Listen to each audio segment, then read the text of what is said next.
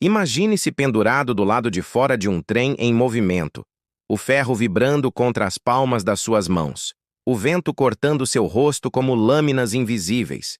Você sente o coração disparar, o sangue pulsando nas têmporas, o cérebro repetindo uma frase que já é tarde demais para ouvir. Isso é uma péssima ideia. É aí que começa a linha entre a adrenalina e a estupidez, o ponto exato onde o prazer de sentir-se vivo encontra o preço final de desafiar a morte. O ser humano tem uma estranha atração pelo perigo, como se o medo fosse uma droga que precisa ser constantemente renovada. E o que você vai ver agora são 3 histórias de pessoas que buscaram sentir algo a mais, mas acabaram descobrindo o custo real de ir longe demais. No subsolo de Nova York, um homem de 30 e poucos anos esperava o metrô na estação West 4th Street. Era uma tarde de sábado, o túnel respirava aquele calor abafado, típico da cidade, e o ar cheirava a metal, graxa e curiosidade. Ele não estava ali para pegar um trem, ele estava ali para surfar. Sim, surfar em um trem em movimento. Essa moda, se é que se pode chamar assim, começou como uma brincadeira entre adolescentes e se transformou em um desafio mortal. Ele observou o trem se aproximando, a vibração dos trilhos crescendo, o vento empurrando o ar quente contra o rosto. Quando as portas se abriram, ele não entrou, agarrou-se na lateral. Por alguns segundos, conseguiu se manter firme, a velocidade aumentava, e com ela, a sensação de invencibilidade. Ele sentiu o ar bater com força, o rugido metálico invadir os ouvidos, o corpo vibrar. Subiu no teto, querendo sentir a liberdade absoluta. O que ele não sabia é que em poucos segundos o túnel se estreitaria. O impacto foi tão rápido que o corpo nem teve tempo de reagir, o som seco foi engolido pelo barulho do trem. Quando o maquinista percebeu, já era tarde demais, o homem havia sido lançado contra a parede do túnel e o trem passou por cima. No jogo que ele tentava imitar Subway Surfers, o personagem sempre volta na vida real, não. A busca por adrenalina terminou em silêncio, e a estação por alguns minutos parou de respirar. Enquanto a cidade de Nova York seguia em ritmo acelerado do outro lado do mundo, em Utah, um homem vivia sua própria versão de desespero. John Edward Jones, estudante de medicina, marido-pai e apaixonado por cavernas. Desde criança, explorava túneis subterrâneos com o pai e o irmão. No dia 24 de novembro de 2009, ele decidiu revisitar a famosa caverna Nutty Putty, um labirinto de pedra conhecido por seus corredores estreitos e passagens sufocantes. John era experiente, cuidadoso e confiante. Mas naquele dia, a confiança seria o início do seu erro. Ele acreditava estar entrando no Canal do Nascimento, uma passagem famosa por exigir flexibilidade e calma. A entrada parecia correta, um buraco estreito vertical, com pouco mais de 25 centímetros de largura. Ele respirou fundo, esvaziou o peito e começou a deslizar de cabeça usando o abdômen e os quadris para se empurrar. Centímetro por centímetro, a luz do capacete tremulava nas pedras até que parou. Tentou recuar, mas a gravidade o puxava para baixo, a rocha o prendia pelos ombros e costelas. Ele estava preso, tentou novamente sem sucesso, chamou o irmão, a resposta veio distante, abafada. O pânico começou a tomar forma, o ar rareava, o sangue corria para a cabeça.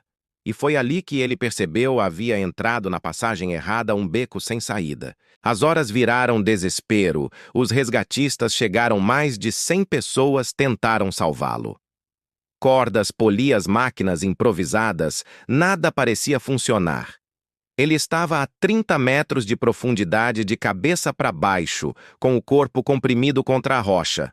O tempo jogava contra ele, o sangue se acumulava no crânio, os olhos ardiam, o coração lutava contra a pressão. A cada hora sua respiração ficava mais curta, o tom de voz mais fraco. Após 27 horas, um dos cabos principais rompeu, o estalo ecoou pela caverna. John despencou alguns centímetros, o suficiente para selar o destino silêncio. O resgate foi encerrado, era impossível tirá-lo dali sem colocar outras vidas em risco. A entrada foi selada com concreto uma semana depois. John continua lá eternamente preso no lugar que amava e que o traiu. Essa história virou símbolo do limite humano entre coragem e teimosia, entre curiosidade e loucura. Mas a humanidade é teimosa sempre que alguém morre tentando desafiar o impossível, outro surge disposto a tentar de novo. É como se existisse dentro de nós uma necessidade de provar que o risco vale a pena. E ninguém personificou isso melhor do que Shane McConkey.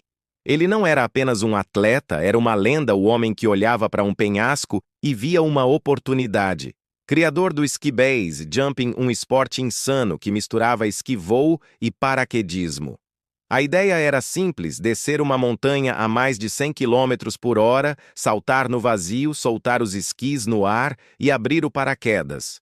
Loucura com precisão milimétrica, Shane já havia feito centenas de saltos. Era conhecido por desafiar o impossível e sair sorrindo. Mas em 26 de março de 2009, nas Montanhas Dolomitas, na Itália, o destino resolveu testar o criador do próprio perigo.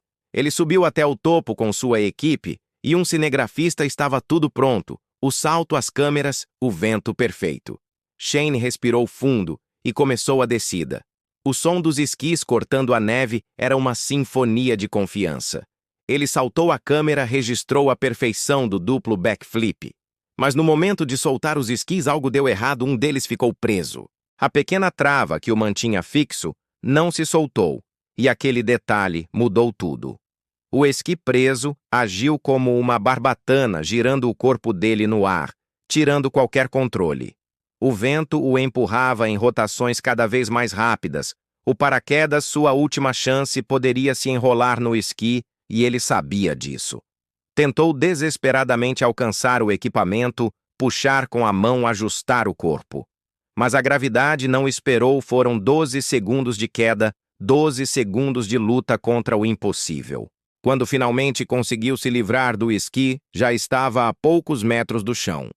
O impacto foi instantâneo. A câmera que registrava o salto para um comercial capturou o momento exato em que a genialidade virou tragédia.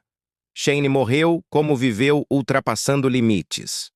Mas sua morte levantou uma pergunta que ecoa até hoje, entre atletas e sonhadores: até onde vale ir pelo prazer de vencer o medo?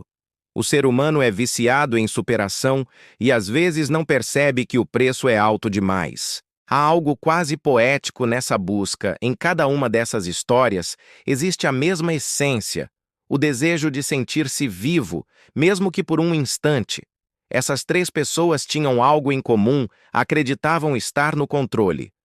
O surfista achou que o trem era um brinquedo. John acreditou que a caverna o conhecia.